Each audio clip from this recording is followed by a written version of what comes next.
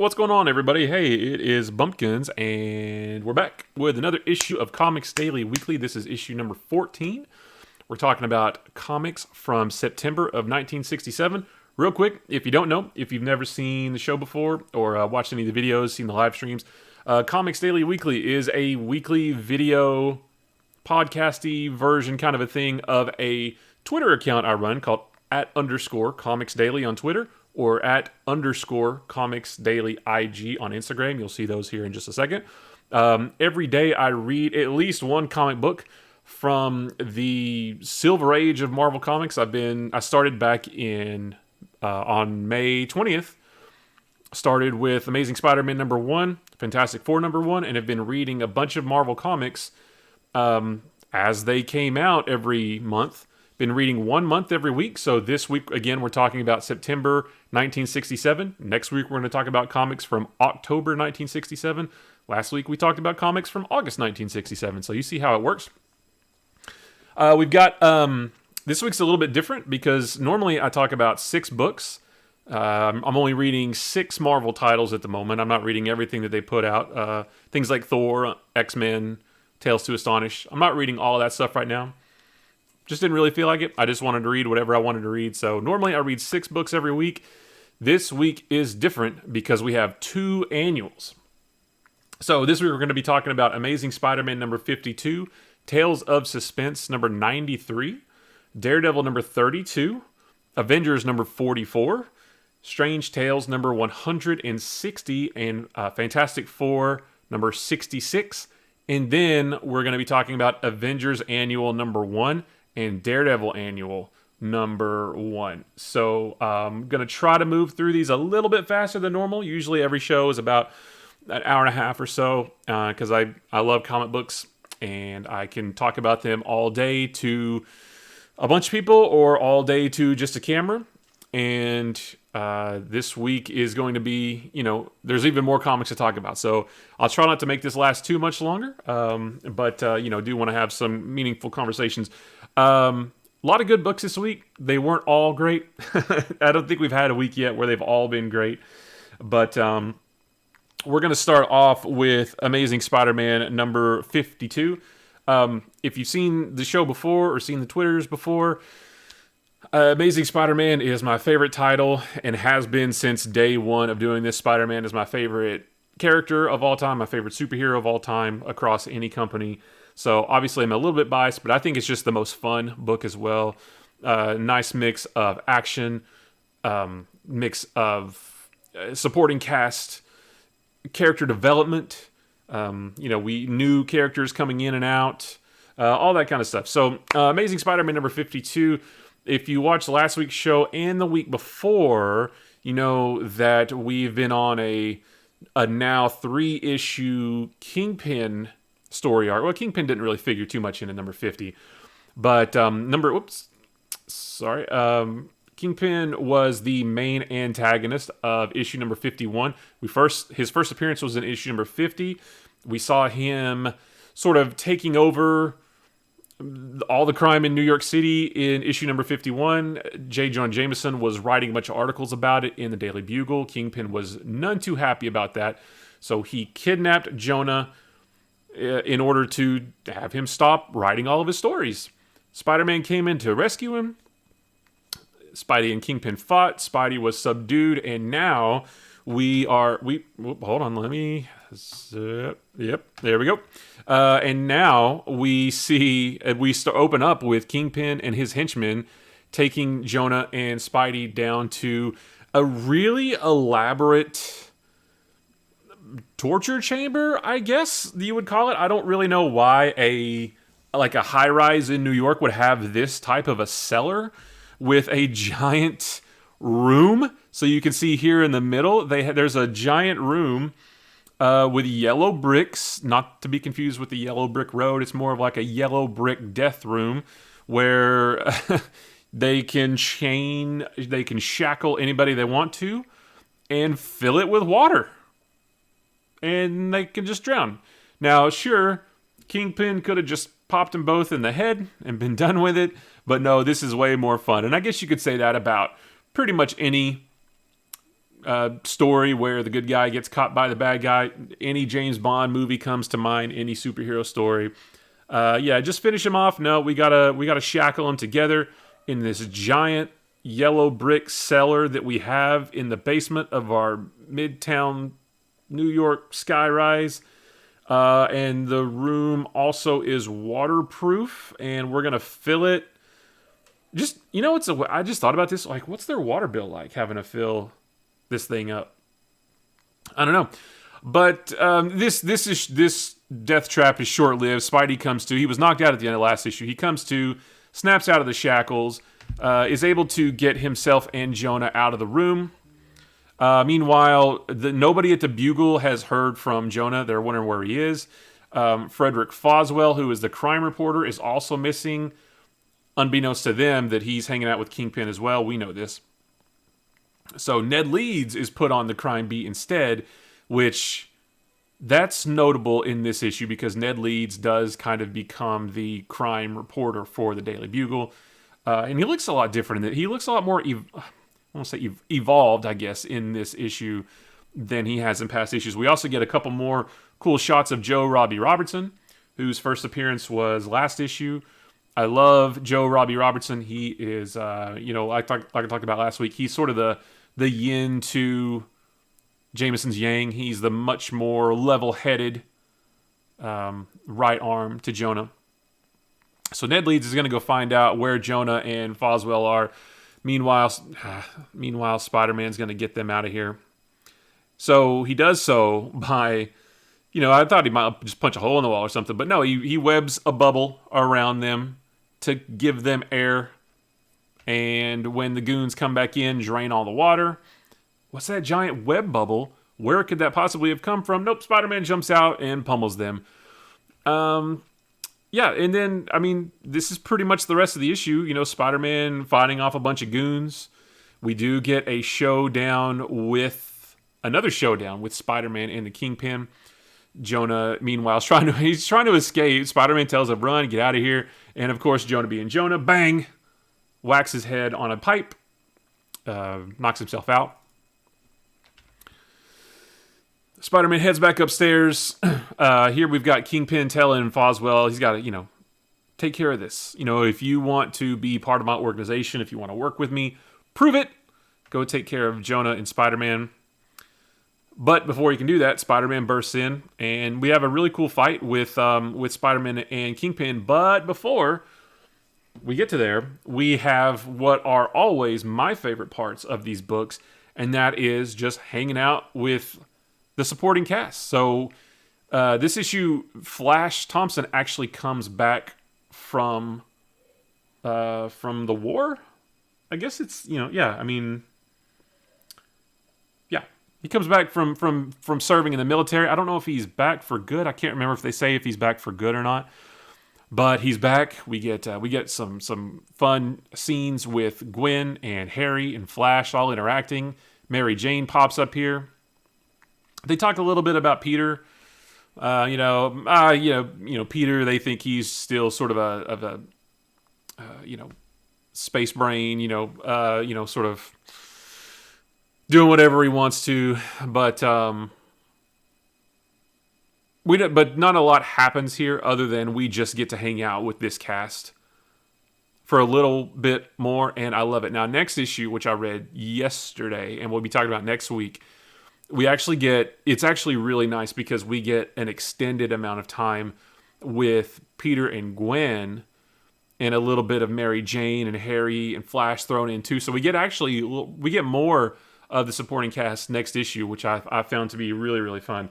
But I did make note on Twitter. I captured both of these whole sequences with the supporting cast, and I just said simply, and I will argue about this with anybody, I think Spider-Man, especially this cast in particular, he has the best supporting cast in all of comics. I mean, it doesn't get more classic than Harry Osborn, Mary Jane, Gwen Stacy, Flash Thompson, Robbie Robertson, Jonah Jameson, Ned Leeds, Betty Brant. It doesn't get better than that supporting cast of characters. It just doesn't. You could say, Lois Lane and Perry White and Jimmy Olsen. You could say Alfred. can't even think of too many of Batman's, but I just think, certainly in Marvel Comics, I think Spider-Man has more of a supporting cast than any other comic, at least that I'm reading. Iron Man has Pepper and Happy. Daredevil has Foggy and Karen. The Avengers don't really have anybody that aren't in the Avengers. Fantastic Four has Alicia Masters. Nick Fury doesn't really have anybody who isn't in S.H.I.E.L.D. So I think that is what helps set this book apart from a lot of the others from around this time period. So the rest of the issue is Spider-Man in a really cool fight with Kingpin. Again, you wouldn't think that Kingpin, just to look at him, would be this powerful, but I think he explained it that he looks fat, but it's actually 300 pounds of pure muscle. So, I guess that could be pretty formidable. Meanwhile, Foggy does go to, quote-unquote, take care of Jonah as per Kingpin's instructions. More Spider-Man and Kingpin fighting here. I do like this, and I made note of, well, I didn't capture screenshot, but I did make note of this right here, where Kingpin actually runs away into a secret passage. And I kind of like that, because it shows that he, even in his early days, he's always prepared. He always has a backup plan in place. Now, like I said last week, and I think even the week before, this isn't the Kingpin that most people know, especially if you've watched the Daredevil series on Netflix, or if you've read, any of more modern comics. This is not the Kingpin we know. We won't see that Kingpin for several more years, like mid-70s, until Frank Miller gets a hold of Daredevil and actually transforms Daredevil, transforms Kingpin, all that stuff. But I do like seeing that Kingpin is already a pretty formidable crime boss here. He's always thinking ahead. He's got a backup plan. He's not going to go down easily, basically. Spider-Man gives chase, but can't make it. So anyway, he goes back to try to find Jonah, who is just now waking up from knocking himself out. And Foswell finds him, but he's actually going to help him escape instead of kill him, as he was ordered to do. And then a couple of Kingpin's henchmen catch up with him and blammo, shoot Frederick Foswell in the gut. And, we're near the end of this issue, so spoiler alert, Frederick Foswell dies. And that is the end of that character in these books. So that's why I was saying keep an eye on Ned Leeds, because he's going to fill that role that Foswell was playing, and Ned Leeds is going to start figuring in more prominently. And Ned Leeds is going to be a big part of a lot of these stories for a very long time. Probably a couple hundred issues at least. There's the Hobgoblin stuff that we'll get to in the mid-200s. So keep your eye on Ned Leeds. He's going to be around for a while. But yeah, so Frederick Foswell, Spider-Man takes down the goons that killed him. But he does pass away right here. So sad to see him go. He was not a bad guy, but he wasn't a good guy. He sort of skated that line. He tried to be the crime master once before. Jonah gave him a second chance. He took that chance for the most part, but he did sort of fall back in with the Kingpin. He tried to set it right here at the end, but he did pass away. And I love this panel as well. I love the lighting around Spider-Man. Everything looks a little bit more grim. And that's it. So that's it for the first, I guess, story arc with the Kingpin. It was a really good one. I really liked seeing the Kingpin. Like I mentioned last week, it's really fun to see Spider-Man it's always fun to see Spider-Man throw down with supervillains, but it's also just as fun to,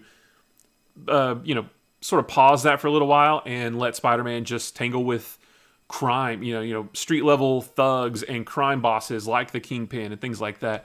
When Punisher comes in another 100 or 75 issues or so, we're going to deal with a lot of street crime then. If we ever last so long, if I'm still doing this in the mid 200s of Spider-Man, we'll see a lot of street level crime there too. So it's always fun to do that.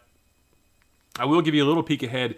Next issue is the return of Dr. Octopus, which we haven't seen in 20 issues, and that issue was a ton of fun and is going to bring about some interesting stories. So more to come on that next week. This was a good issue. I can tell you the next one's a good issue. I love Amazing Spider-Man. It's the best book that Marvel was putting out at the time, in my opinion, and it's the one I look forward to every week. So I'm loving this one. All right, like I said, we're gonna keep moving pretty quick. Moving on, Tales of Suspense number 93. Again, this is Tales of Suspense is a twofer between Iron Man and Captain America. It is kind of cool. I noticed a few weeks back that sometimes Captain America's name comes first, sometimes Iron Man's name comes first. Doesn't really matter. The Iron Man stories are always like 12 pages, and Cap is always 10. Doesn't really matter. We are 6 issues away now from Iron Man breaking off into his own title and starting over with Iron Man number 1. Captain America will continue the Tales of Suspense numbering, but it will be renamed Captain America with number 100. So Tales of Suspense 99 is going to be the last one. We're at 93 right now. Excuse me. So the Iron Man piece of this story is a continuation of last week, where the military sent Iron Man into Vietnam into this spooky castle. And you guys know that I love superheroes slinking around in castles. They sent him to this castle to basically take out this weapon that was being developed by an evil scientist named Half-Face.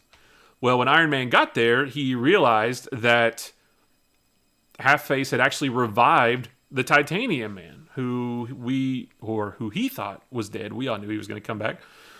And from there, this issue is just a big knockdown, drag-out fight between Iron Man and Titanium Man.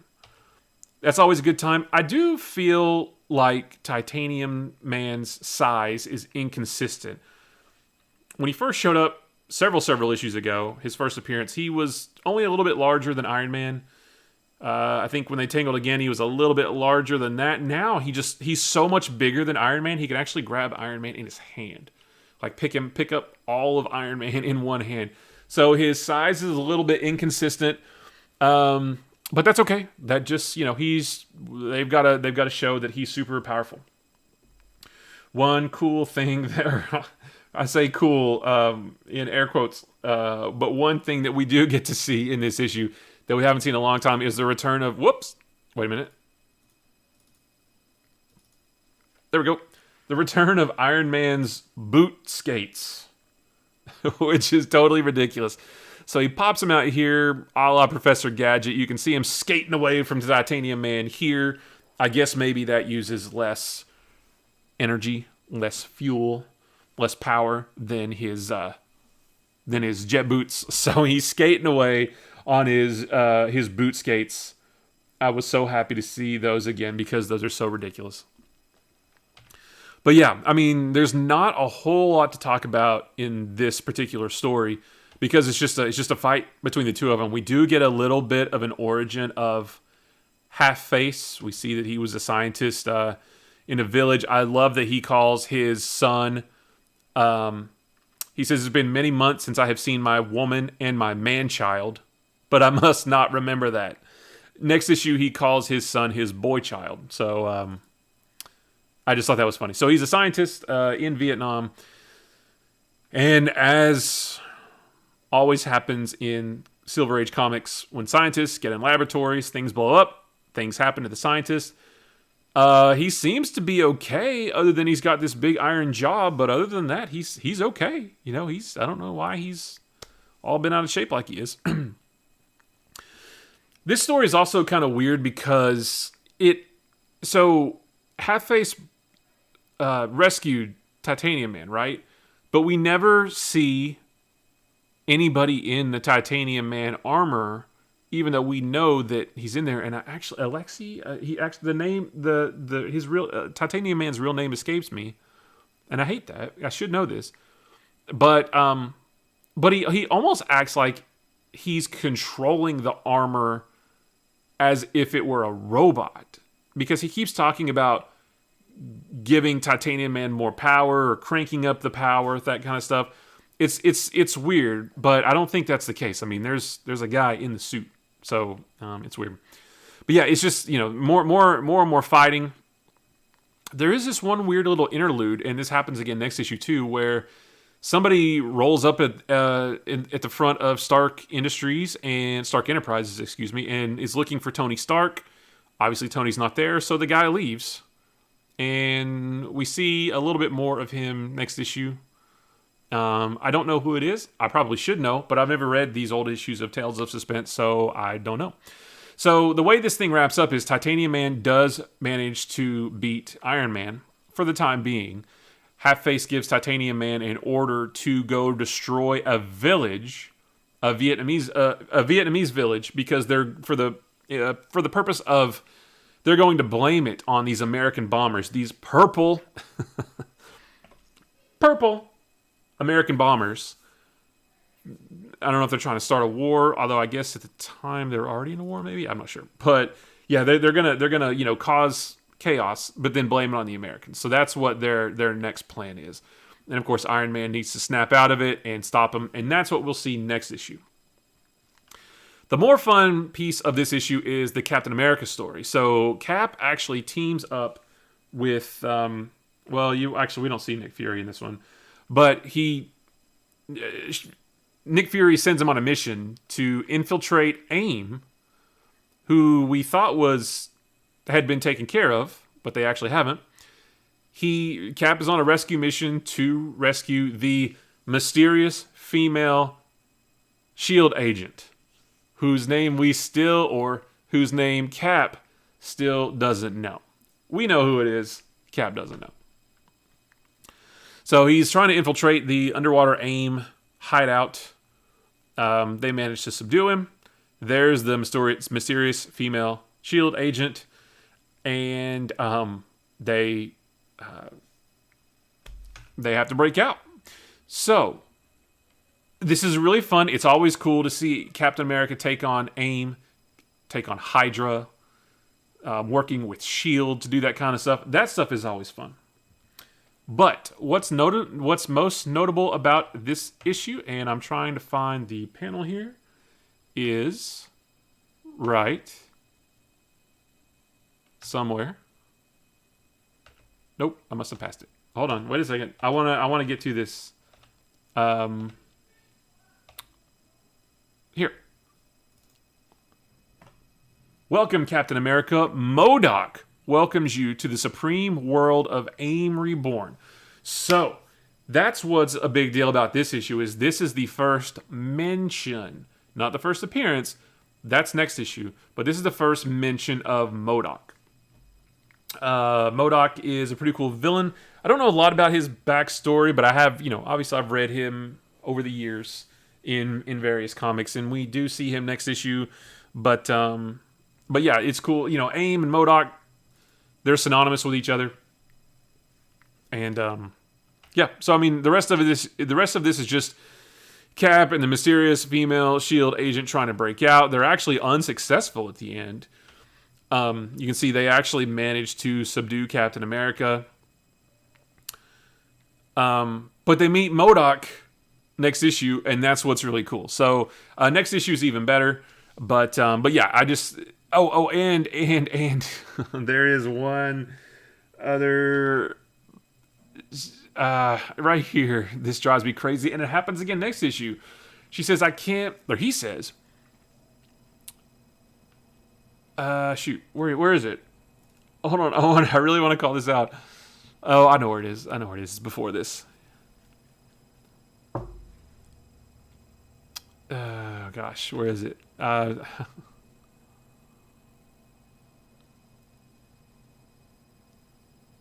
She mentions somewhere in here how she says, it's so weird that I've never even told you my name. Well, rather than say that, just tell him your name.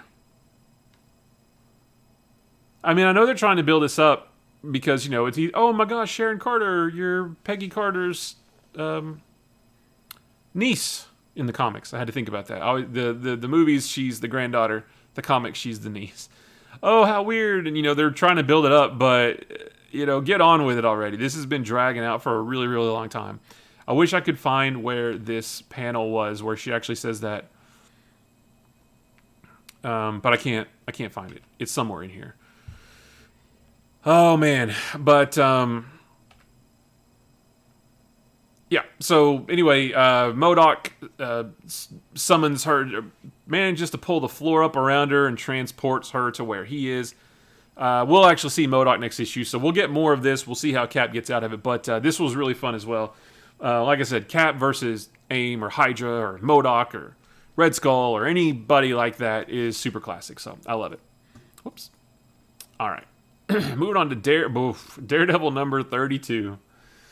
Oh, man. Daredevil number 32. How far Daredevil has fallen. So, if you remember last issue, or the end of issue number 30, Cap was... So, issue number 30 was the issue of bad decisions. That was the one where Daredevil decided to dress up as Thor for the sole purpose of luring out Mr. Hyde and Cobra.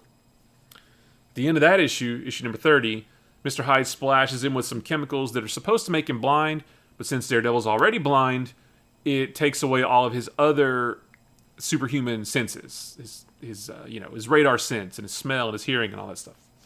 So at this point, Daredevil is just a regular blind guy. And then at the end, during issue number 31, there was the whole thing, if you remember, with Daredevil still wanting to act like he was okay in order to fake out Mr. Hyde and Cobra, and he did the whole tightrope walking across the buildings, and he barely survived that. Well, at the end of last issue, a truly blind Daredevil is walking with Foggy. Cobra actually takes out Foggy and sneaks up behind him instead. So this whole issue is about Daredevil being the prisoner of Cobra and Mr. Hyde. So, continuing the theme of bad decisions, although this one is on Mr. Hyde's part, they actually take Daredevil to this sort of, or it's a lighthouse. It's a lighthouse, I guess, on an island, and that's where their secret base is. It also happens to be where the antidote is for these chemicals that Daredevil was splashed with in the first place. So, and there's even a panel in here. This is a really cool shot though. I did like this. This big, Gene Colan is really killing it here. Walking up to the lighthouse, the waves are crashing, the wind is blowing, the lightning's coming down. So that I really did like that page. But they're taking him up to the lab. Daredevil still can't see a thing.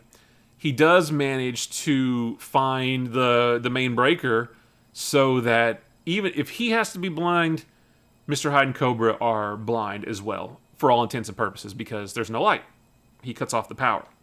So they're all in the dark now. So Mr. Hyde right here, Daredevil did it. Cobra, quick, go after him. There's no place he can run to here. I've got to get the antidote and put it out of his reach.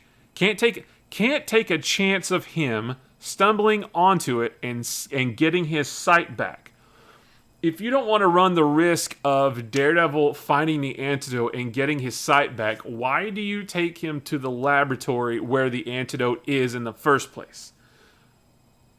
Again, continuing the theme of dumb decisions. So, now that you know that that's where that Daredevil is that close to the antidote, you can pretty much guess how the rest of the issue goes. Now, I will say that this issue was pretty cool visually because most of the rest of this issue looks like this, where it looks kind of blue and black to illustrate the fact that it's pitch black. So Daredevil, like I said, he's truly blind right now. He's still trying to, kind of holding his own because Mr. Hyde and Cobra can't see either. This whole big fight between Daredevil and the two of them, it's all takes place in the pitch black. So I do like the way this comic looks because, like, half of it is just blue and black. It's really kind of cool. But as you might imagine, Daredevil manages to hold his own. He somehow finds the bottle that the antidote is in on the floor because Cobra and Mr. Hyde start fighting each other. I'm not sure how he knows that particular vial is the antidote, but he drinks it anyway. Who knows? It could have been the serum that Spider-Man drinks in Amazing Spider-Man number 100 that gives him 6 extra arms. Who knows? Daredevil throws it back anyway. And it works almost instantly. He says, oh man, it's like someone just turned the lights back on. They don't think it's a big deal because it's still dark. They think he's just as vulnerable to the dark as they are. But of course, Daredevil isn't. And then from there, he makes short work of the two. Again, it's still dark, so Daredevil's got all of his senses and his radar sense back, but he's still fighting in the dark, which I always think is cool. Like, I think that's cool about...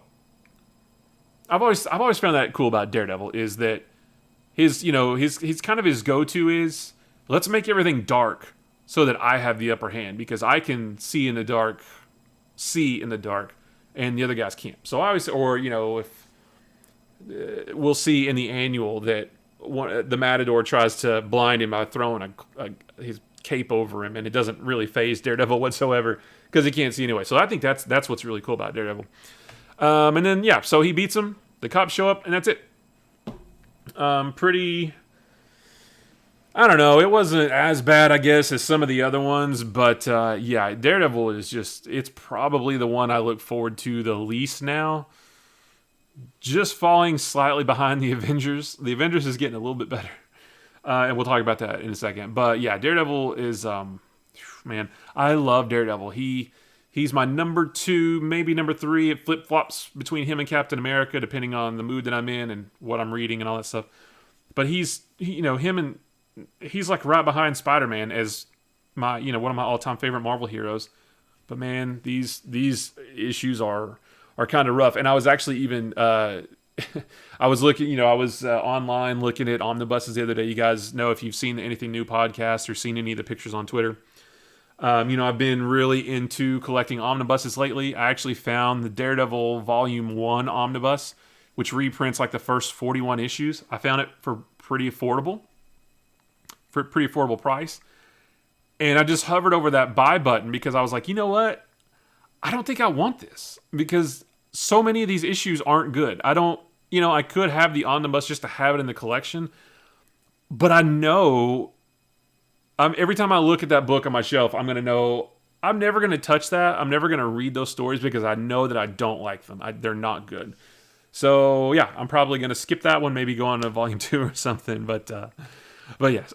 So hopefully it'll get better at some point. I'm halfway through reading the next issue right now with the Beetle. We'll talk about that next week. So moving on to Avengers number 44. This is a continuation of the story last week where we saw the first appearance of the Red Guardian, who we learned near the end of last issue that he's actually the husband of Black Widow. So last issue was pretty cool. Hawkeye and Hercules went to go save Black Widow.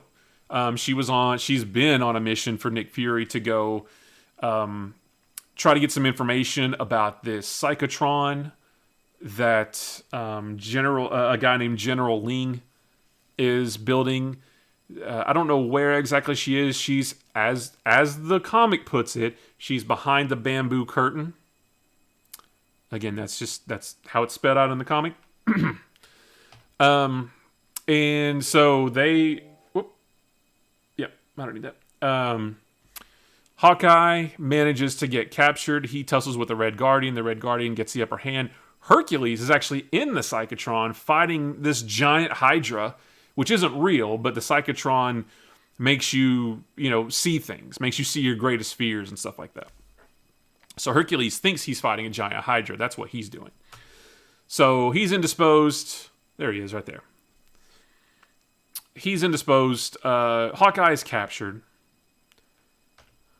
But that's okay because this is an image of General Ling showing what he's going to do with the Psychotron. Is it called the Psychotron? I think it is. Am I getting that name right? I think so. He's showing how it could be used in a larger scale to make everybody see something really scary, like a big tsunami, destroying their homes or whatever. So everything seems grim for Hawkeye and Hercules, but not to worry. The Avengers are on their way to help, even though right here, Hawkeye says, Either way, it looks like it's curtains for Hawkeye. I just hope that the other Avengers stay out of this. Hawkeye, a member of the Avengers, doesn't want his teammates to come help him, even though it could cost him his life. There is no reason for Hawkeye to not want the Avengers to show up. That's pretty ridiculous. I don't get it. And I think I talked about that last issue too, was why? Why? I don't get it. Why? So,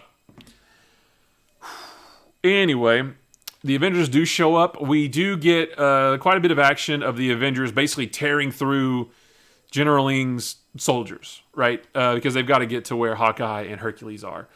So we get, this is just a lot of fighting between the Avengers and some random soldiers. We do eventually get, Captain America gets captured into one of the glass tubes that Hawkeye is in, but he makes short work of it, smashes right out of it. And this is where we get to the Captain America versus Red Guardian fight, which is pretty cool because Red Guardian is supposed to be sort of the Soviet equivalent of Captain America. So we get a really cool fight sequence between the two of them. And Red Guardian actually manages to get the upper hand. Now, meanwhile, Goliath frees Hawkeye, so he goes to join the Avengers. A couple of these soldiers roll up in this awesome-looking robot on tank treads thing with giant claws. I don't know what this is, but it's purple, and it's a two-seater, obviously, and it's got these big claws, and it's on wheels, and it's awesome. I want a Lego of that or a toy or something, and it has to be purple.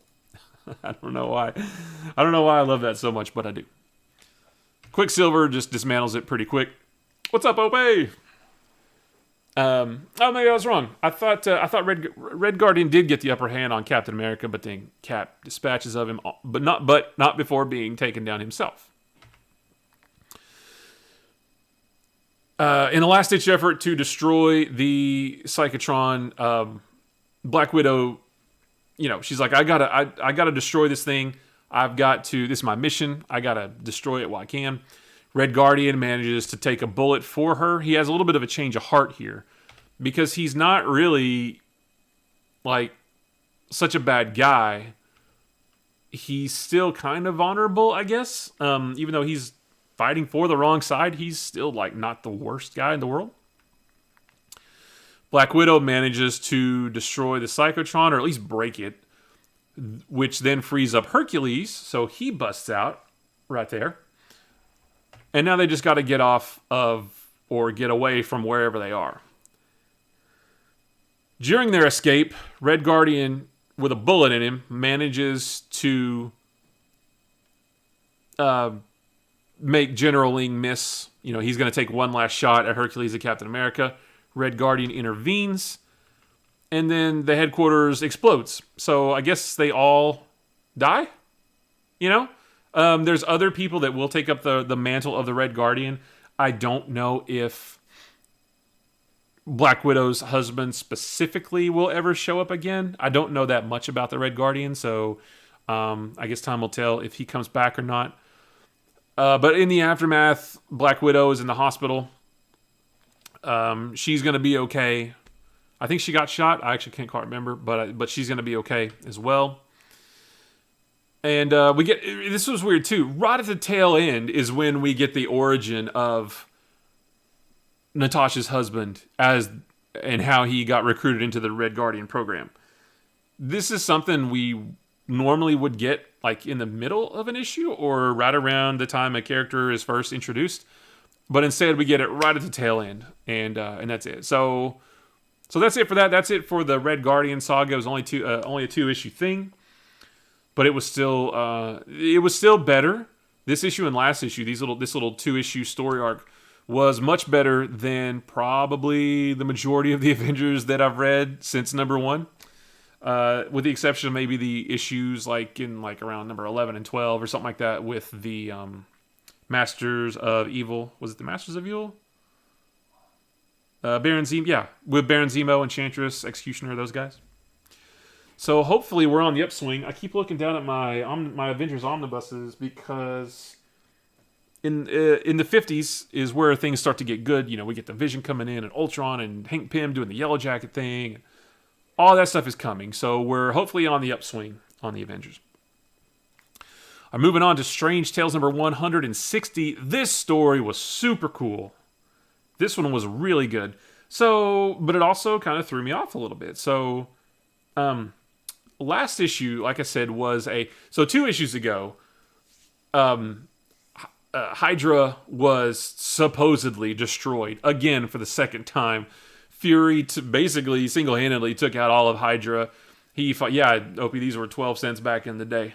It is old. 1967 is what we're talking about right here. I think they were a dime before this. I think they were a dime. I can't remember if they were a dime right at the beginning. Although, you know what? That actually makes me curious. Let's look and see. Like Fantastic Four number 1 in 1961 was... Yeah. So Fantastic Four number 1 in 1961 was 10 cents. So now that we've moved 6 years... It's, price is going up. Now it's 12 cents. Now they're $4 and $5, $6, that kind of thing. So, like I said, Fury took down Hydra. He defeated Baron von Strucker. Last issue, I thought, was going to sort of be a new beginning for this book. Oh, and I forgot to mention, too, Strange Tales, like Tales of Suspense, is a 2-for-1. Half of it being Nick Fury, Agent of S.H.I.E.L.D., half of it being Doctor Strange. I am only reading the Nick Fury piece of it. I like Doctor Strange just fine. I just didn't feel like reading Doctor Strange.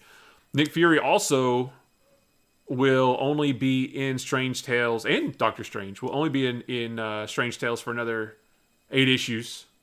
After 168, Nick Fury... I don't know about Doctor Strange. He might stay. Nick Fury leaves in another 8 issues. They then start up a Nick Fury Agent of S.H.I.E.L.D. actual comic, but Marvel Unlimited only has 4 of them, and they're not sequential. So I would love to keep going with that, but I don't know if I'll be able to, because they're just not available.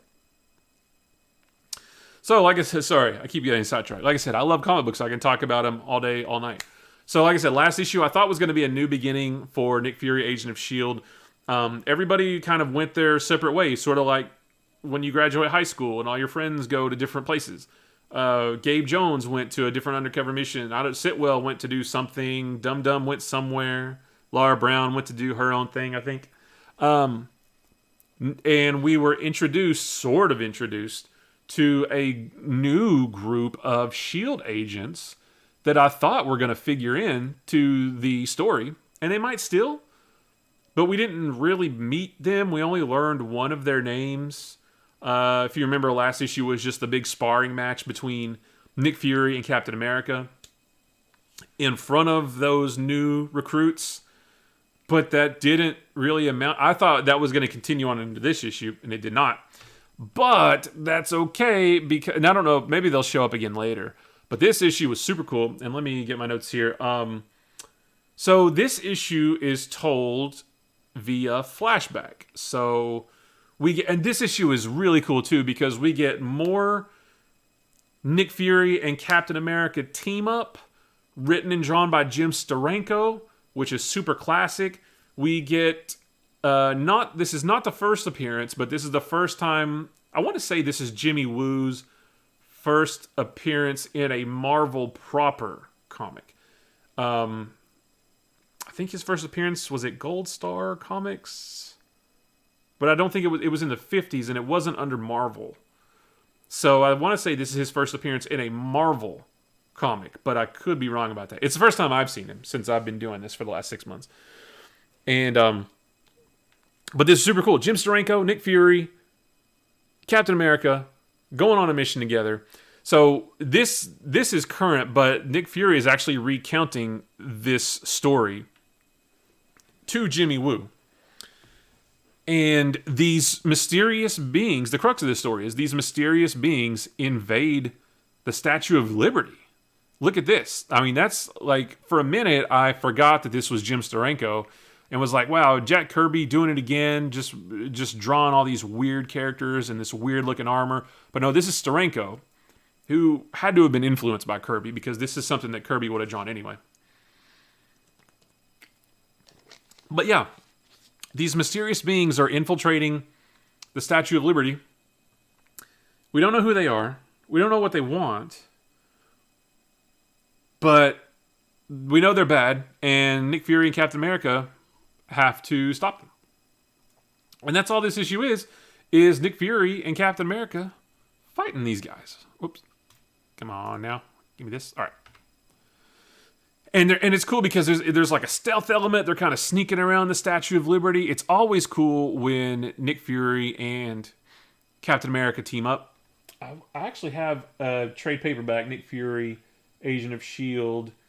I think it has all these issues in it. But Captain America actually sort of gets taken out, and Nick Fury is the one, because it's Nick Fury's book. Obviously, he's got to be the hero, right? He actually manages to take down a couple of them. He puts on their armor. This is silly too. Captain America he has to go out and get some help. He puts on like this flying vest that these guys have, but it malfunctions halfway through, and it looks like he's going to plummet to his death over Manhattan, which is pretty funny. But Nick Fury, so this is cool. This doesn't zoom properly, but I'll do this. So Nick Fury right here looking all cool, wearing these strange guys' armor. I don't know if these guys are even human or not. It's just mysterious beings. I don't know who they are. We're going to get more of this, though, next issue that we'll talk about next week. So basically, Nick Fury being a badass, he single-handedly fought Hydra, and now he's single-handedly fighting all these guys as well. These guys have an instrument of doom that does something, I guess. Too many years has it taken to perfect such an ultra weapon that will turn all mankind into mindless slaves, such as you, my obedient minion. So this is basically Gru from Despicable Me. And, yeah, I mean, it's just a cool fight with Nick Fury and these weird-looking guys. Now, one thing that's kind of weird about this is the cliffhanger of this book is that they throw Nick Fury off of the Statue of Liberty, right?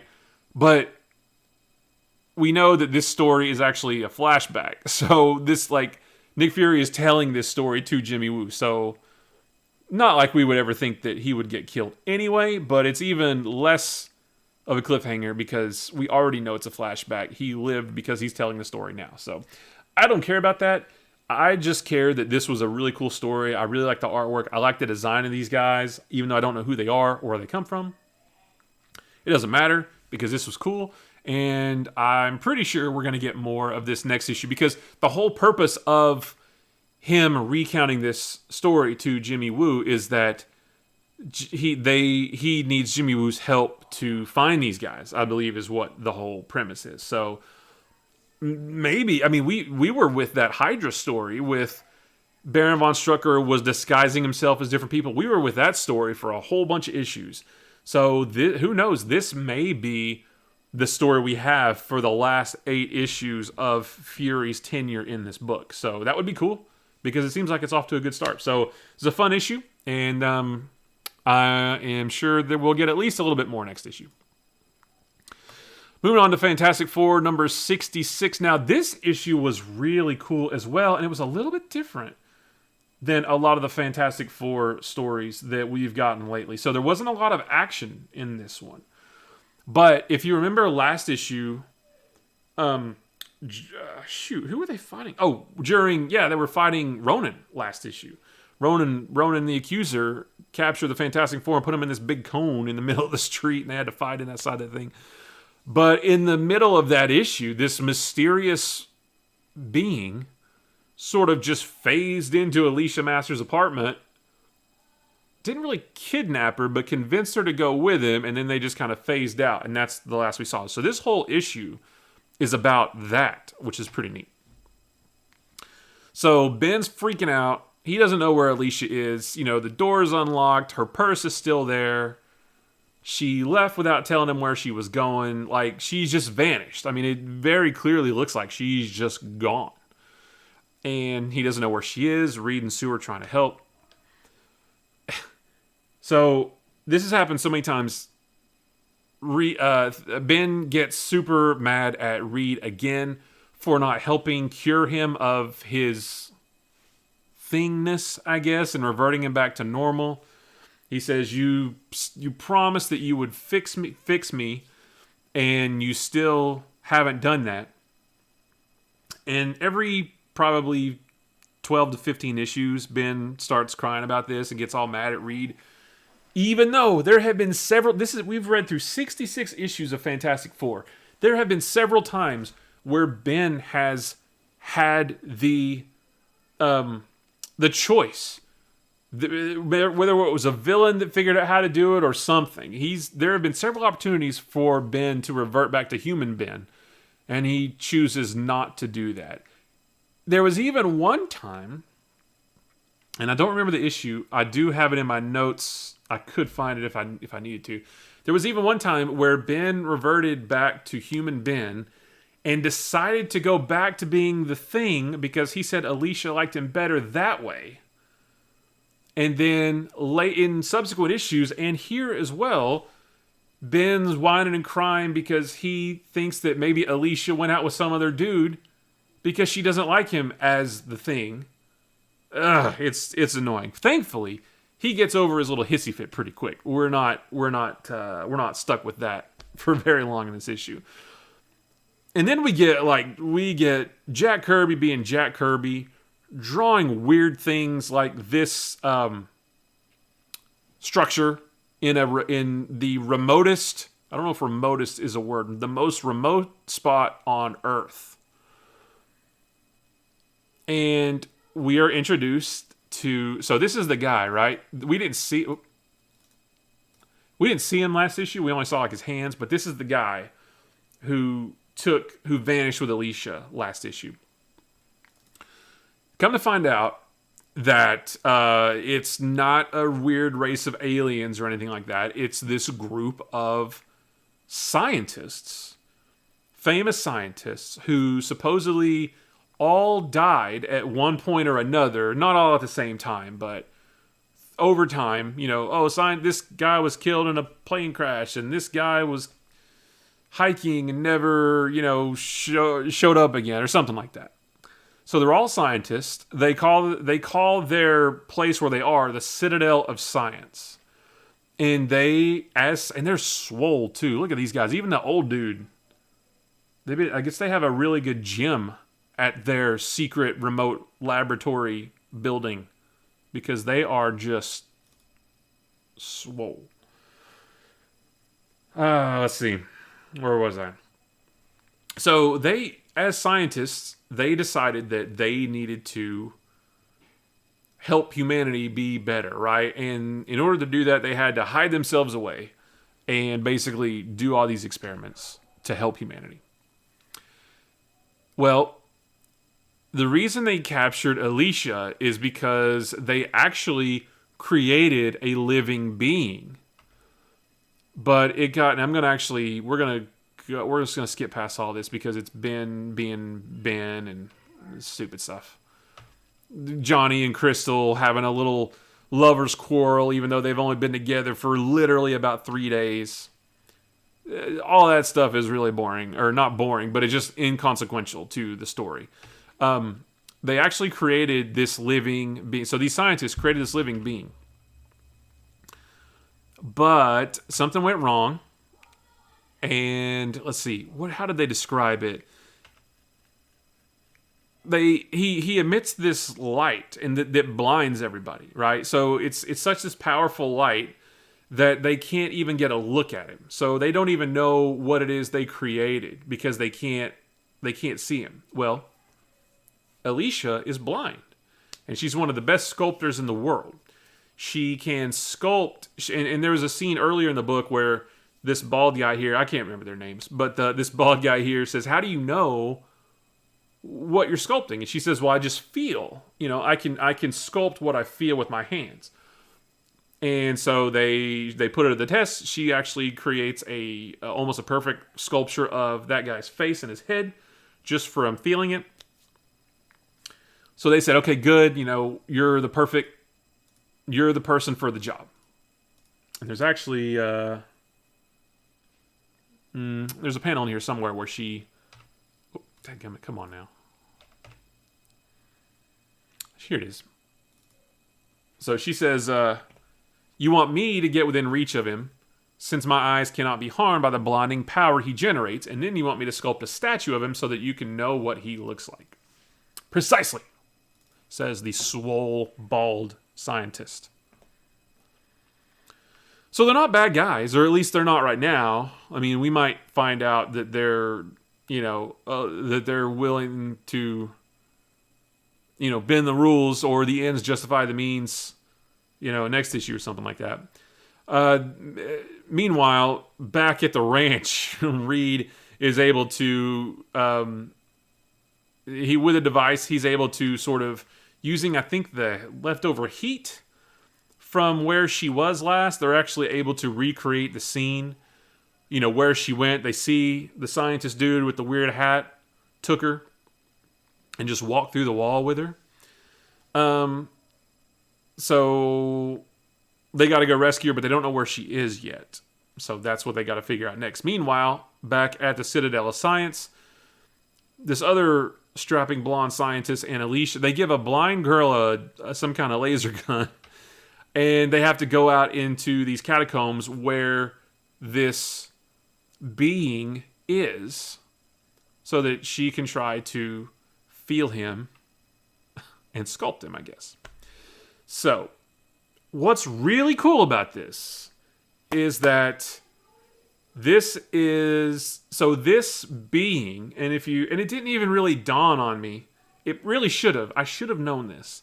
But like I said, I know the stories, but I've just never read issue by issue by issue all these old comics. So I don't know the details of how everything plays out. So what tipped me off is right at the next issue, the power of him. Now, him ends up being a major Marvel character. For the people who know the comics, they know who that is. I'm actually not going to spoil it. I don't want to say who it is, but because I want to see next issue. It's not for a long time. It's not for. We definitely won't in next issue hear what his actual name is, but I do want to see, because I don't really know what he looks like in his first appearance next issue, and I want to see what he looks like. I want to see if there's any more clues, or if anybody watching this who doesn't already know, can figure out who it is. So I'm not going to spoil who it is, but him, that's all he's known as right now. Him is somebody that ends up being a pretty major Marvel character. So I'm not going to spoil that, but that's what was really cool about this issue, is when I saw that, I was like, oh shoot, that's the guy. Now it's all coming back to me. I will give you a little bit of a tease if you want one, and if you don't know who it is, he has never been in a Marvel movie, but he was mentioned in a Marvel movie, just briefly. So he was never been in one, but he was mentioned. So when I saw that, I was like, oh yeah, this is the thing. This is how he shows up. This is where he comes from. So it's going to be really, really cool to see that. So not really a lot of action in this, but it was just cool to, I just Kirby drawing all these weird scientific stuff and seeing these scientists and the Citadel of Science and all these weird experiments. It was just really cool. And, it's going to be neat seeing the Fantastic Four interact with them. And I really enjoyed this one. And I enjoyed it more for just really wanted to see what comes next. So that was really cool. All right. So that was 6 issues. And actually, I've been recording this now. Let's see, there was about a 5. So I've been talking almost for an hour, which is the quickest I've ever gotten through 6 issues. So normally we'd be done and I'd be patting myself on the back saying, hey, good job, Bumpkins. You got through 6 issues in just over an hour, which is the fastest you've ever done. But we've got 2 more to talk about, because this week we had 2 annuals. We had the Avengers Annual #1 and Daredevil Annual #1. And whoops, I'm not on the cover. There we go. So Avengers Annual #1. This came out in September 1967, which is why I'm reading it this week, because this week we're talking about not everything, but everything that I'm reading. We're talking about everything that came out in September 1967. So this issue, this annual, it's the first Avengers Annual. Now, this and Daredevil that we'll talk about in a minute, it doesn't say annual. It says an Avengers king size special, but it's the annual. I mean, I don't know. And it's really weird because there have been other annuals. We've talked about the Amazing Spider-Man Annual, three of them, I think. We've done 3 or 4 Fantastic Four annuals already, so it's not like they haven't learned the word annual yet, but they call it a king size special, but it's the annual. It's the first annual. The story here is pretty basic, but it's a pretty good one. What's really cool about this is the current lineup of Avengers: Cap, Hawkeye, Quicksilver, Scarlet Witch, Goliath, Wasp, Hercules, even though he's technically not an Avenger, but he's been hanging out with them a lot, and he's crashing on their couch right now. So that lineup of Avengers actually joins back up with Thor and Iron Man. So we get the current Avengers with the previous lineup of Avengers, the better lineup of Avengers, by the way. They all join forces because the Mandarin is back. So everybody thought the Mandarin was dead. Well, everybody in the books thought the Mandarin was dead. We knew he wasn't. So the whole point of this issue is the Mandarin has this hate ray, which I'm pretty sure some other bad guy in some other comic that we've read and we've talked about, I can't remember who it was or what villain it was. Somebody else had a hate ray. And they were going to turn it on the population of the world and make everybody hate each other and fight. Okay, well, it's been done before, but sure, Mandarin, you do you. So, but his hate ray has to be powered by diamonds. So he needs a bunch of diamonds to power this thing. So the Mandarin gathers up Power Man, the Swordsman, the Living Laser, who's super lame, the Enchantress, and the Executioner to help him. Basically, he pairs them off and sends them off to different parts of the world that are rich in diamonds. I mean, I should be paging through this, but I mean, I can tell you the story without even looking. So he sends this group of villains that he's pulled together. Living Laser gets a new costume, which actually kind of looks okay, I think, for the time period. But Living Laser is stupid because all he has is a laser on his wrist, although I think now he has 2 on his wrist. I don't see how that should really be an issue for most of the Avengers, but it is somehow. But he sends them off. He pairs them off into remote places that, I thought, oh no, Namor's in this too. Don't tell me. I don't like Namor. This is going to be awful, but that was just like a fake. He was faking them out to make him think he could dispatch of Namor super easily. That way the other bad guys wouldn't want to mess with him. So he sends the bad guys off into different parts of the world to get these diamonds. Upon learning of the Mandarin being back, Iron Man heads to the Avengers Mansion. Thor also learns of it, so he heads off to Avengers Mansion as well to alert the actual current Avengers of what's going on, and they all decide just to work together. Nick Fury weighs in and says, hey, there's a situation going down. And you can see here, like, that's where they are, right? The continents of Asia, Africa, and South America have been mysteriously attacked. So boom, boom, boom, 3 different places, 2 villains at each of these locations. And the Avengers have to go stop them. So the Avengers also break off into groups to go stop each pair of villains. So it's really cool that we get the current Avengers and the old Avengers working together against the Mandarin and a group of other villains that we've seen them fight individually before. Like, it's all cool. It's like, oh, sweet, a whole bunch of Avengers versus a whole bunch of villains. This is going to be just a big slugfest, and it's going to be awesome. Unfortunately, it's not that cool because they all pair off, right? So we get Swordsman and Power Man in... I don't remember where they go. But, who was it? Iron Man, Goliath, and Wasp show up to stop them.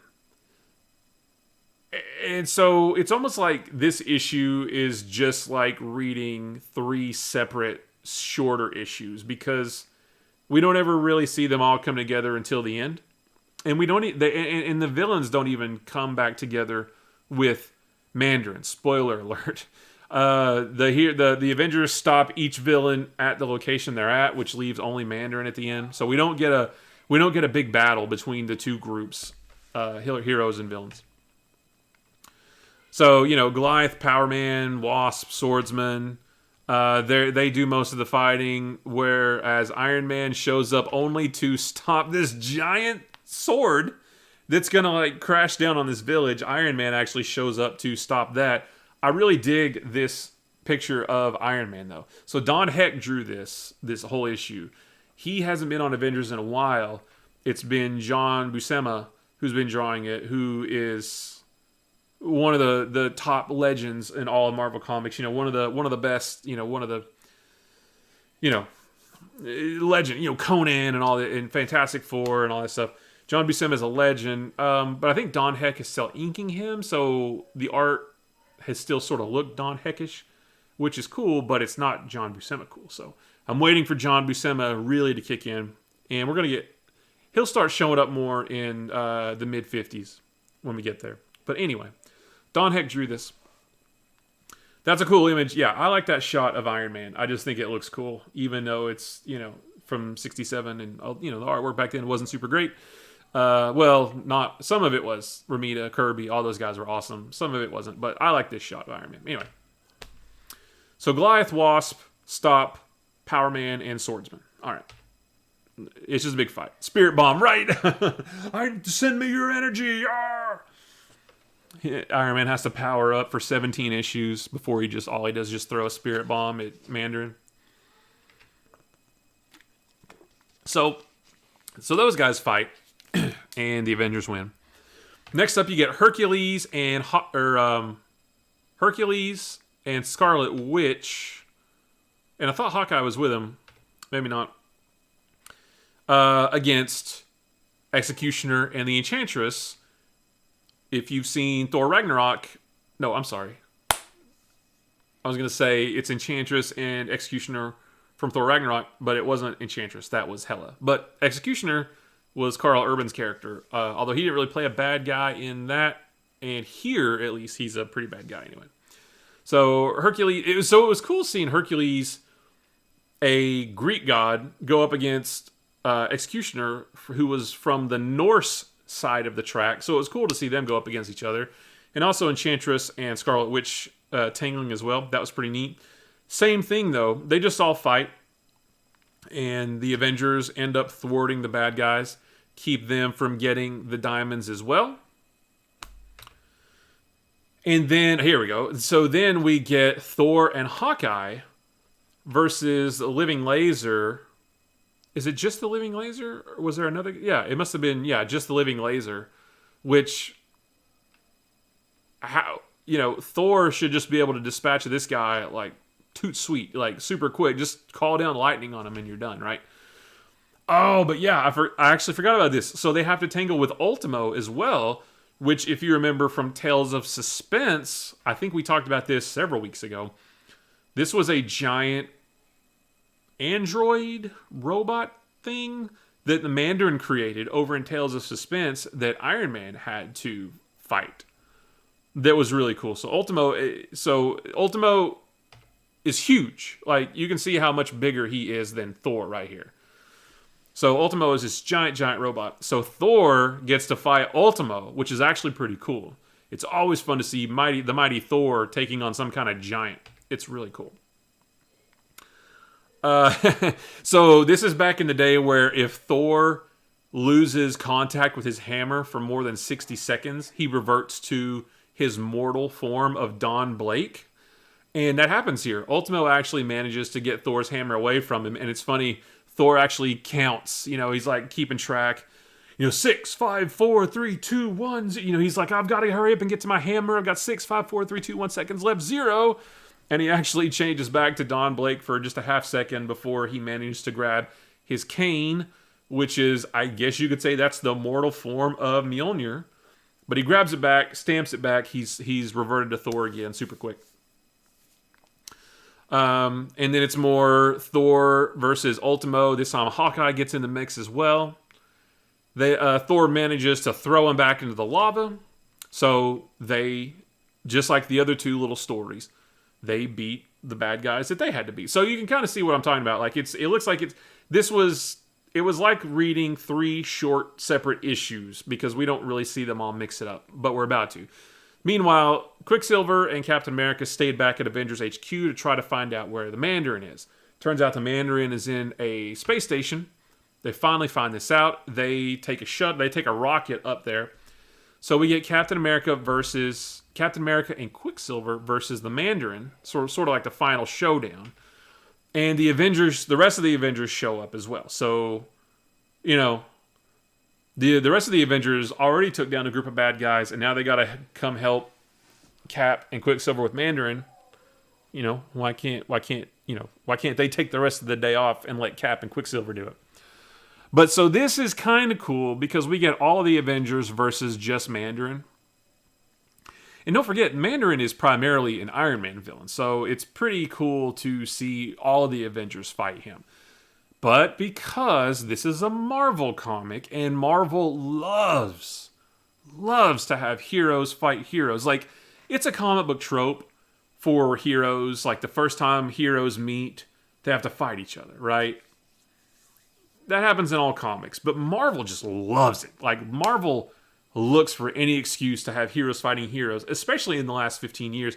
I'm pretty sure that ever since Civil War in 2006, the comic, not the movie, I'm pretty sure that ever since Civil War in 2006, Marvel completely forgot that they even have a large stable of awesome villains to use. Because every summer for the last 14 years, it's been hero versus hero, basically. We've had Civil War. We've had Avengers versus X-Men. We've had X-Men versus Inhumans. We've had Civil War 2. We've had Secret Empire, which even though that featured a bad Captain America, he still managed to sway some of the heroes to his side, and they fought each other. I mean, it's just constantly heroes versus heroes, and it's irritating. It's so dumb. Give me an event with the heroes versus Doctor Doom. Give me a modern day comic book version of the story from the first Marvel Ultimate Alliance game. Done. I will buy every issue of that plus the tie-ins. Give me that. Here's a great hero versus villain event.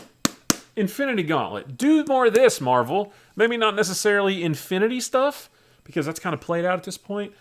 But just give me a bunch of Marvel heroes versus a giant bad guy, like a really powerful threat. Do something like that. Stop making the heroes fight each other. Anyway, I did not mean to get off on my soapbox. That's something. It's I love Marvel comics. I love all comics, but I love Marvel comics. But good grief, I'm not joking. It's heroes versus heroes all the time. It's so ridiculous. So anyway, getting off my soapbox now, where I was going before I went into that was Mandarin flips on his hate ray, which makes, I think the way it works is whoever you're closest to, good villains make the story better. Opie, they do, and Marvel has such good villains.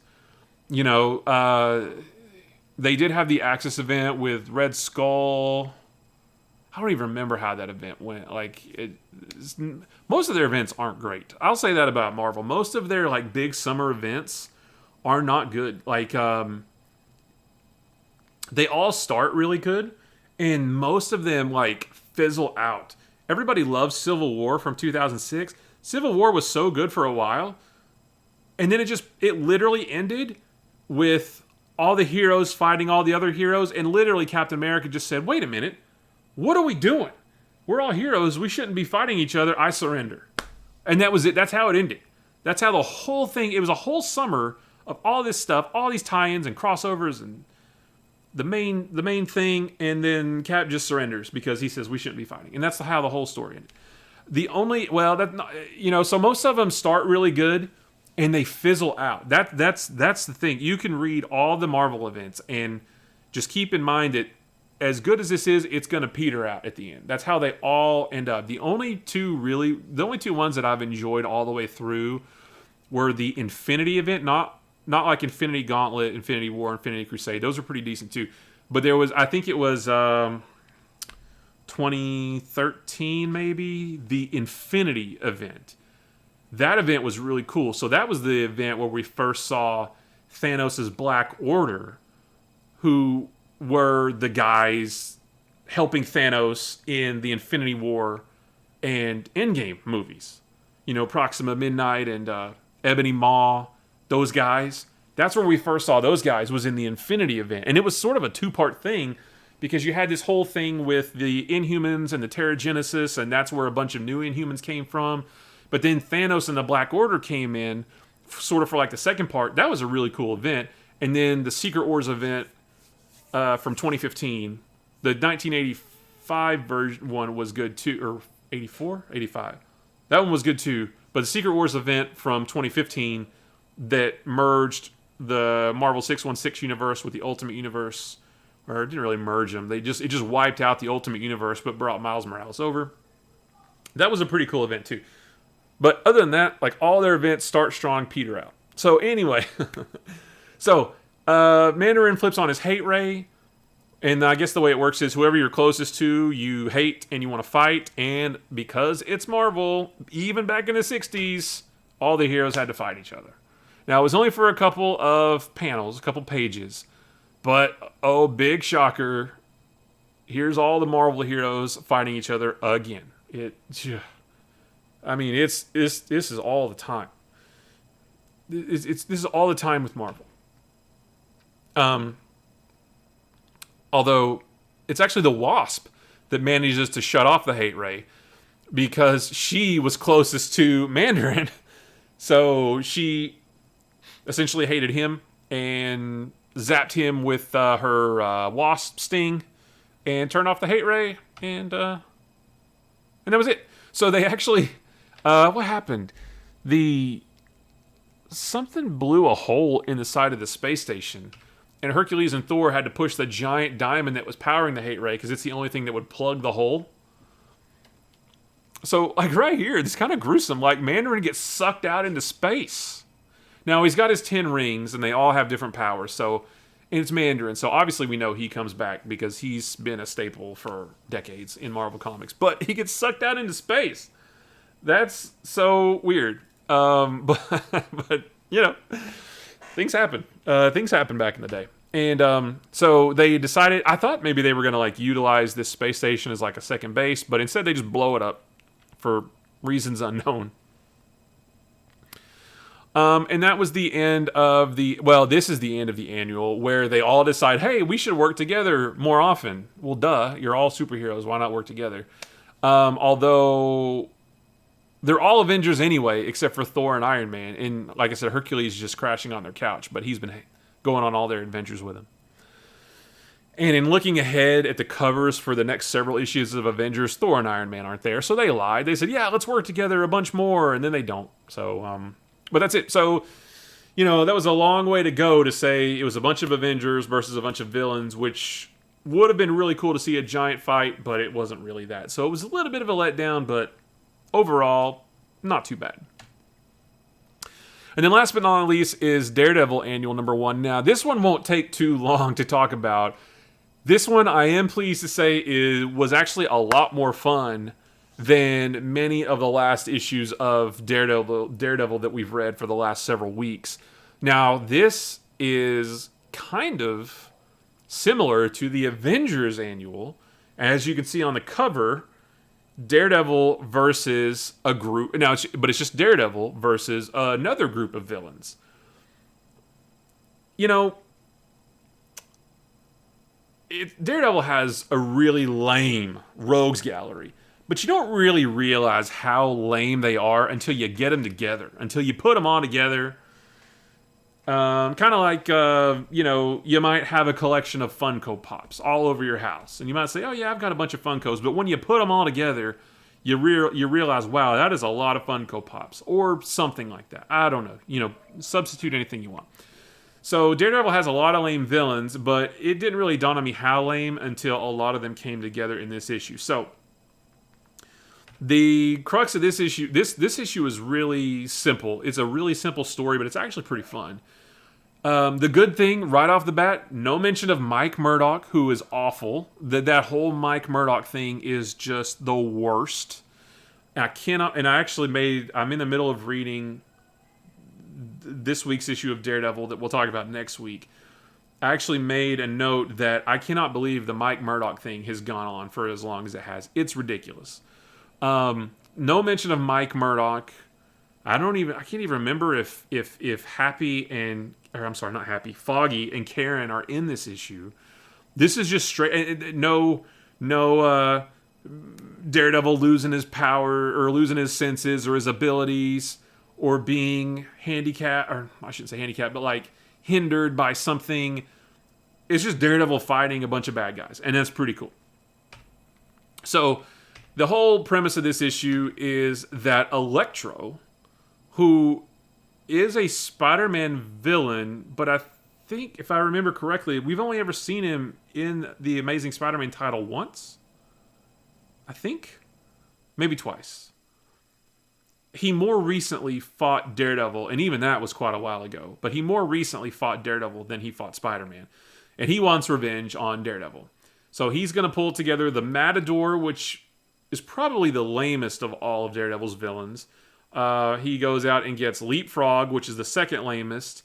He gets Gladiator, who Gladiator is pretty cool, and he gets Stiltman, who I don't know. I don't even know who between Stiltman, Leapfrog, and Matador. I don't even know who's the lamest.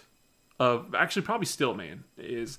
And you know what? Stiltman is the new Build-A-Figure in the Marvel Legends line that they just announced that has some of the that has Peter Parker, Miles Morales, and Gwen Stacy from the End of the Spider-Verse movie, plus a Hydra Ninja and Leapfrog. I feel like I'm forgetting one other one. There's 6 of them. Oh, Prowler from Into the Spider-Verse. You get all of them, and you get a Stiltman Build-A-Figure, which Stiltman is so ridiculous that I want that figure, but I don't really want to buy the whole line of Marvel Legends to get him. I thought he was going to be his own figure, and I was going to get that for sure, but it didn't turn out that way. So anyway, Electro gets Opie, Into the Spider-Verse is so good. They did such a good job with that movie. Such a good job. Man, such a good job. That movie, I've seen it multiple times at this point. It's a little slow to start because it has to, set up the origin of Miles Morales and all that stuff. But dude, that third act, it is worth hanging in there for. And plus, Miles Morales is probably the best comic book character, probably the best new comic book character from the last 20 years. Or no, wait, no, he wasn't. No, not 20 years. He wasn't around 20 years ago. 10 years. Was it around 2010? I think, where he first showed up in the pages of Ultimate Spider-Man after Peter Parker was killed. Was it 10 years ago? Something like that. Whenever it was that Miles Morales first appeared, till now, whatever that span of time is, Miles Morales is probably the best new character from that span of time across any comic, any company, whatever. He's such a fantastic character. He's so great. So, Electro pulls these villains together. Opie, didn't you reply to my Instagram post? This is where that came from, Daredevil's famous ass attack, where I think it's supposed to make it look like he kicks Matador, he swings around, kicks Matador, and then kicks Electro, but it looks like he's just hitting him with his big red ass, and so that's yeah, ass punch. That's right. So they manage to get away from him, from Daredevil. And this is another one of those things, just like where we started this episode talking about how Kingpin didn't just shoot Spider-Man and Jonah Jameson when he could have. They actually knocked down Daredevil, but they didn't finish him off. Although Daredevil says he was playing possum. He was going to try to reel him in, but who knows. So they supposedly knock him down and run away. Daredevil is a bit woozy after this, and I thought, oh boy, here we go. Daredevil's gonna lose his abilities again. He's gonna be, truly blind. He doesn't have his special abilities. He's got to figure out a way. Thankfully, that doesn't happen. He literally just sleeps it off, and he's fine the next day. Meanwhile, we see Gladiator, who we haven't seen in several issues of Daredevil. We last saw him in Europe, hanging out with the Magia, and that's actually where he's coming from here. So good continuity on Stan's part. Doing this. Did Stan Lee write this? I think he did. So Gladiator comes in. Gladiator, I like Gladiator pretty well. He looks ridiculous, but he's pretty cool. He's certainly not the worst of Daredevil's villains. So he's coming in. Okay, there are Foggy and Karen are there. I forgot about that. They say Karen says, "Oh no, Bat, Stiltman's been sighted in the area. Maybe you shouldn't come in until he's been taken care of." And Matt says, "No problem. I won't come into the office until Stiltman has been taken care of because Stiltman is too dangerous." So that gives Matt the all clear to be Daredevil, flying around, or swinging around the city looking for the bad guys. And so here I was talking about earlier, the Matador. This is one of the cool things about Daredevil. The Matador. Hold on a minute. There we go. The Matador tries to throw his cape over Daredevil's head to blind him, and of course Daredevil doesn't need to see anyway, so it didn't really faze him. I always like when something like that happens in a Daredevil fight. And the rest of this is Daredevil fighting the villains. So he takes down Matador. Daredevil apparently has a secret drug holder in his billy club. He says they are nutriment capsules. He keeps drugs in his billy club. That is not something a hero should do. So yeah, he's swinging around. He fights Stiltman. Which I think once again he just pulls a Empire Strikes Back, wraps his billy club rope around Stiltman's legs and trips him. Just like the AT-ATs and the snow speeders do on Hoth. Knocks him over, makes him ram into a brick building. The cops show up and Stiltman actually leaves. I'm trying to get to it here. I mean, here's Leapfrog, who dresses as a giant frog and has springs on his shoes. And somehow that makes him a bad guy and a menace. Okay, whatever. Wait, is he? Yeah, is he known as? Yeah, Leapfrog. Is he Leapfrog? Leapfrog. I was thinking he was Frogman for a minute, but yeah, Leapfrog. So anyway, so all through this issue, Daredevil is fighting different villains that come after him. I love Daredevil fight scenes. I love the acrobatic heroes: Daredevil, Spider-Man, Nightwing. Over on the DC side, Batman even, in that regard. I love the sort of the lesser physically powered but more acrobatic skilled fighters. I love those kinds of heroes. I like the powered heroes too, the Thors and the Supermans of the world. But I like them all. But it's good to have variety, and I really like the skilled acrobatic hand-to-hand combat guys. So Daredevil's fighting all these guys, and it's really fun. And he winds up at an electric power plant, obviously, because that's where Elektra wants to be, because that's where he's most powerful. One thing is, that's a really cool picture of Leapfrog. And I hate to say that, but that looks kind of cool. Like, I wish that weren't a costume. Like, I wish Leapfrog were some kind of big mutant frog that was like physically imposing. Like, that could be kind of cool, like Ninja Turtle kind of cool. But that's literally just a costume and a mask. Yeah, it would be cool if he was some kind of mutant, but he's not. But I mean, that one image right there kind of makes it look like that would be sort of cool. So Gene Colan doing pencils on this again. Gene Colan, another legend. So once they get to the electric power plant, it's Daredevil taking on all 5 villains.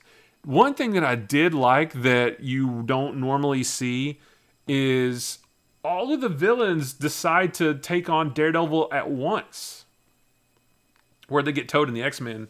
He's just a mutant. He's just, Totally different character, totally unrelated. But Electro says, wait, what are you doing? Stay back. And Gladiator's like, you're crazy. Daredevil's a good fighter. We're all going to go at him all at once. So, the Matador, again, tries to wrap him up with his cape. Gladiator's taking a shot at him. Leapfrog's going to jump in there. So, very smartly, which is something you don't normally see, the villains actually try to take him all on, all at once. But Daredevil's a good fighter, and he dispatches all of them. I like this scene. He, boom, takes down Gladiator. Boom, takes down Leapfrog. Boom, takes down Stiltman. Boom, takes down Electro. And, he's, still fighting him. But, this is it. This is the rest of it, is Daredevil's just fighting the bad guys until he beats them all. He manages to wrap a wire around them and then, hooks it to a generator so that it kind of gives them a little bit of a shock so that they can't really move anymore. And then the cops come take him away, and then that's it. There's a little bit of a thing with Foggy and Karen at the end. Again, no mention of Mike Murdock, which it was such a nice change because Mike Murdock figures prominently into Daredevil number, which one? 30. Shoot, I don't remember. Whichever one I'm reading for this week, Daredevil number 33. Mike Murdock features heavily in that one, and I hate Mike Murdock. And so this was refreshing. So this was just a simple, fun, action-packed issue of Daredevil fighting a bunch of bad guys. Even though they were lame bad guys, it's still cool. And that's it. So that's 8 comics that we read for the week, all that came out in September 1967. Next week, we're back to the usual 6. We don't get any more annuals again, I think, for another few weeks. So we'll be back to 6 next week. So this one did run a little bit long, but we had more books to talk about. So I appreciate you guys hanging out and listening to me talking about comics. Opie, thanks for engaging in the dialogue back and forth. I love talking about comic books. I can do it all day long. So if you want to follow along as I read these comics every day, like I said, one a day, you can follow me at either one of these right here at _. Don't forget the underscore in either of these. _ Comics Daily on Twitter or _ Comics Daily IG on Instagram.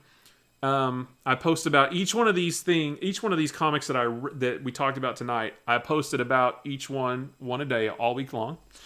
Different panels, talking about silly things that happen, getting screenshots of goofy stuff or first appearances of characters. First appearance of MODOK we saw this week.